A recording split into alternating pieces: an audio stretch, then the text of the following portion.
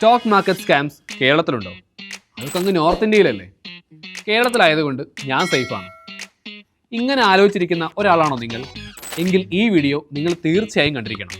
Stock market സ്കാമുകളെക്കുറിച്ച് മലയാളികൾക്കുള്ള 3 പ്രധാന മിത്തുകൾ എന്തൊക്കെയാണെന്ന് നമുക്ക് നോക്കാം.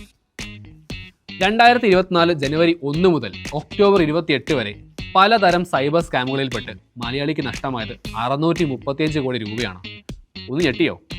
എന്നാൽ ഒരു കാര്യം കൂടി അറിഞ്ഞിരിക്കുക, ഇതിൽ ഏറ്റവും കൂടുതൽ സ്കാമുകൾ നടന്നിരിക്കുന്നത് ഓൺലൈൻ ട്രേഡിംഗുമായി ബന്ധപ്പെട്ടാണ്.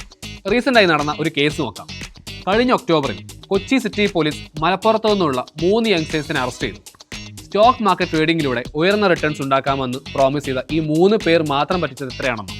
52.22 ലക്ഷം രൂപ.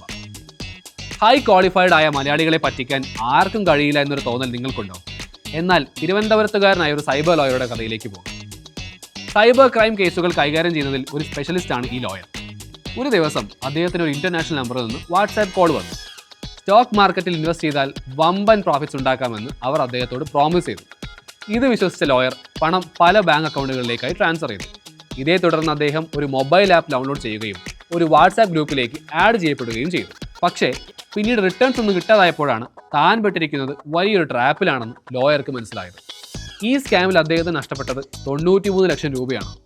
ഒരു സൈബർ ലോയറുടെ സ്ഥിതി ഇതാണെങ്കിൽ ഒരു സാധാരണക്കാരൻ്റെ അവസ്ഥ പറയേണ്ടതില്ലല്ലോ. തിരുവനന്തപുരം ഉള്ളൂരുള്ള ഒരു ലേഡി ഡോക്ടറാണ് അടുത്ത വ്യക്തി. ഓൺലൈൻ ട്രേഡിംഗിൽ എക്സ്പീരിയൻസ് ഉള്ള ഈ ഡോക്ടർക്ക് ഒരു ദിവസം ഒരു വാട്സാപ്പ് മെസ്സേജ് വന്നു. സ്റ്റോക്ക് മാർക്കറ്റിൽ നിന്നും നല്ല റിട്ടേൺസ് ഉണ്ടാക്കാമെന്നായിരുന്നു ഈ മെസ്സേജ്. ഇതേ തുടർന്ന് ഡോക്ടർ ഒരു മൊബൈൽ ആപ്പ് ഡൗൺലോഡ് ചെയ്യുകയും ഒരു ഇനീഷ്യൽ ഡെപ്പോസിറ്റ് അടയ്ക്കുകയും ചെയ്തു. അടുത്ത 1 മാസത്തിനുള്ളിൽ അവർ 4 തവണയായി പണം ട്രാൻസ്ഫർ ചെയ്തു. തട്ടിപ്പുകാരാവട്ടെ ഡോക്ടറുടെ വിശ്വാസം പിടിച്ചുപറ്റാനായി അവരുടെ ബാങ്ക് അക്കൗണ്ടിലേക്ക് 1 ലക്ഷം രൂപ പ്രോഫിറ്റ് ക്രെഡിറ്റ് ചെയ്യുകയും ചെയ്തു. എന്നാൽ പിന്നീട് പണം വിഡ്രോ ചെയ്യാൻ കഴിയാതായപ്പോഴാണ് താൻ പറ്റിക്കപ്പെട്ടിരിക്കുകയാണെന്നും വലിയൊരു ചതിയിലാണെന്നും ഡോക്ടർക്ക് മനസ്സിലായത്. ഈ സ്റ്റോക്ക് മാർക്കറ്റ് സ്കാമിൽപ്പെട്ട ഡോക്ടർക്ക് നഷ്ടപ്പെട്ടത് 87 ലക്ഷം രൂപയാണ്. നേരത്തെ പറഞ്ഞ പോലുള്ള ഏതെങ്കിലും സ്റ്റോക്ക് ട്രേഡിംഗ് സ്കാമിൽപ്പെട്ട് നിങ്ങൾക്കും പണം നഷ്ടമായെന്ന് കരുതുക. കുറച്ച് ദിവസം കഴിഞ്ഞ് സാവധാനം കംപ്ലയിൻറ്റ് രജിസ്റ്റർ ചെയ്താൽ മതി എന്നാണോ നിങ്ങളുടെ ധാരണ? എന്നാൽ അതാണ് ഏറ്റവും വലിയ ബ്ലണ്ടർ. അതിപ്പോഴെങ്കിലും നിങ്ങൾ മനസ്സിലാക്കൂ. കേരള പോലീസ് പറയുന്നതനുസരിച്ച് അവർ നേരിടുന്ന ഏറ്റവും വലിയ പ്രശ്നം സൈബർ ഫിനാൻഷ്യൽ ഫ്രോഡുകൾ കംപ്ലയിൻറ്റ് ചെയ്യുന്നതിൽ ആളുകൾ വരുത്തുന്ന ഡിലേ ആണ്.